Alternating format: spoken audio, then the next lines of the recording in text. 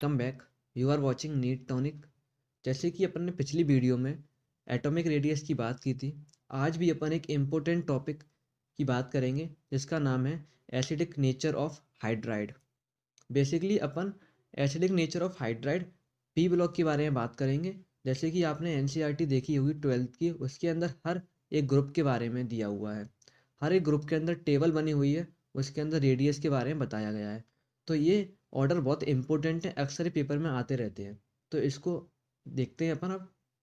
तो जो लोग भी हमारे चैनल पर नए हों वो प्लीज़ चैनल को सब्सक्राइब कर दीजिए और बेल आइकन को भी प्रेस कर दीजिए, जिससे कि आने वाली वीडियो का नोटिफिकेशन आपको मिलता रहे।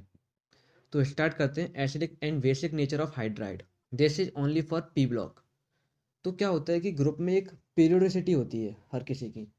तो जैसे कि अपन जब ग्रुप में नीचे जाएंगे, ग्रुप में जब अपन नीचे जाएंगे तो एटॉमिक रेडियस इंक्रीज होता है।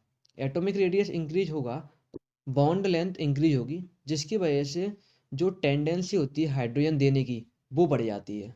तो फिर एसिडिक नेचर ऑफ हाइड्राइड भी इंक्रीज हो जाएगा। ग्रुप में नीचे जाने पर हाइड्राइड का एसिडिक नेचर इंक्रीज होता है।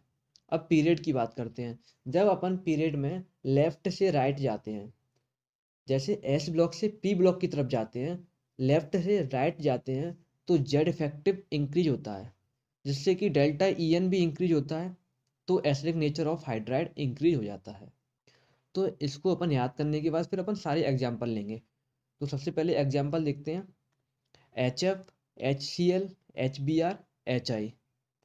तो H F, H C L, H B R, H I, इसमें F C L B R I, ये अपन लोग ग्रुप की बात कर रहे हैं। अपन ग्रुप में नीचे जा रहे हैं और अपन ने पढ़ा हुआ है ग्रुप में नीचे जाने पे बॉन्ड लेंथ बढ़ती है, जिसकी वजह से हाइड्रोजन देने की टेंडेंसी इंक्रीज हो जाती है। तो नीचे जाने पर रेडियस ऑफ हाइड्राइड इंक्रीज हो जाएगा।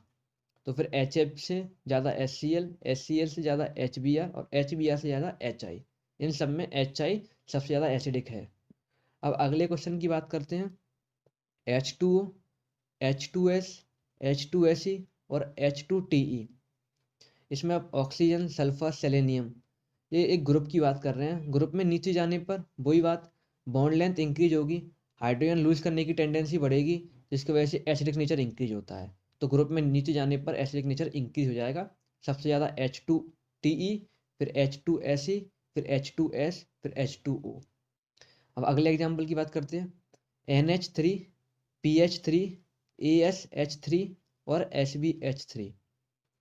तो यहाँ पर अपन ग्रुप में नीचे जा रहे हैं और ग्रुप में नीचे जाने पर एटॉमिक रेडियस इंक्रीज होगी, क्योंकि बॉन्ड लेंथ इंक्रीज हो रही है और हाइड्रोजन देने की टेंडेंसी इंक्रीज हो रही है, इसलिए एसिडिक नेचर ग्रुप में नीचे जाने पर इंक्रीज होगी।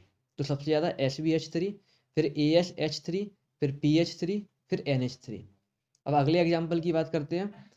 H F, H two O, N H three.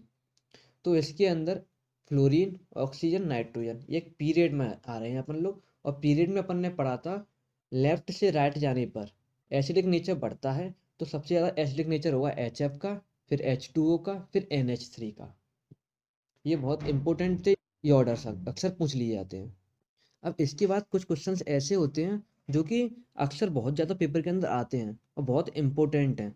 तो उनके बारे में बात कर लेते हैं, उनको अपन कैसे क्या सॉल्व करेंगे। तो उसके लिए एक इम्पोर्टेंट पॉइंट है, उसको याद करना होगा।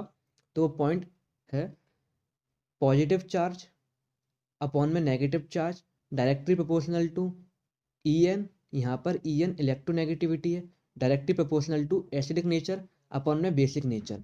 मीन्स जब जब एसिडिक जब जब पॉजिटिव चार्ज इंक्रीज होगा तो एसिडिक नेचर इंक्रीज होगा, जब जब नेगेटिव चार्ज इंक्रीज होगा तो बेसिक नेचर इंक्रीज होगा। तो इनके अपन एग्जांपल लेते हैं। सबसे पहला एग्जांपल है HClO4, HClO3, HClO2 और HClO। तो यहाँ पे जो HClO4 है उसमें Cl के ऊपर चार्ज है +7 और HClO3 के ऊपर चार्ज है +5, HClO2 के ऊपर चार्ज है +3 और HClO में चार्ज है +1। तो यहाँ पे सबसे ज़्यादा एसिडिक कौन सा होगा, जिसका पॉजिटिव चार्ज ज़्यादा होगा। तो ज़्यादा चार्ज किसके ऊपर है, HClO4। तो सबसे ज़्यादा एसिडिक हो गया HClO4, फिर HClO3, फिर HClO2, फिर HClO। तो अब अगला एग्जाम्पल लेते हैं। H2SO4, H2SO3, H2S। तो यहाँ पर H2SO4 के अंदर सल्फर पर चार्ज है +6, H2SO3 के अंदर सल्फर पर चार्ज है +4 और H2S के अंदर सल्फर पर चार्ज है -2।